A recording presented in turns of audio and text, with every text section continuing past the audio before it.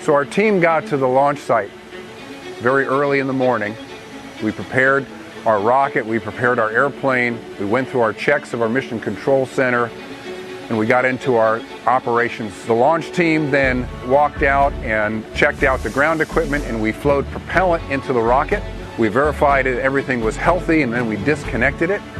And our flight crew boarded the airplane and taxied out and took off from Mojave Air and Spaceport. We climbed to first 10,000 feet, did our initial checkout, and then went up to our flight altitude of 35,000 feet, entered a racetrack pattern. The system then moved automatically through pressurizing our propellant tanks, activating our systems. The pilots then pulled up the 747 and dropped the rocket off the airplane. The rocket then went into a control mode. As it moved through the atmosphere, we ignited the first stage. We then guided the rocket to its trajectory, and at that point we did have an issue in the system, and the engine shut down.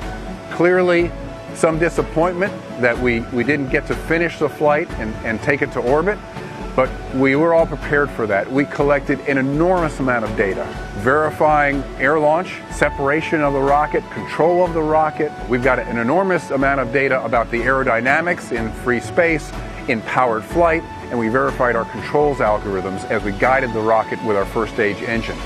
Our engineers are pouring through the data now.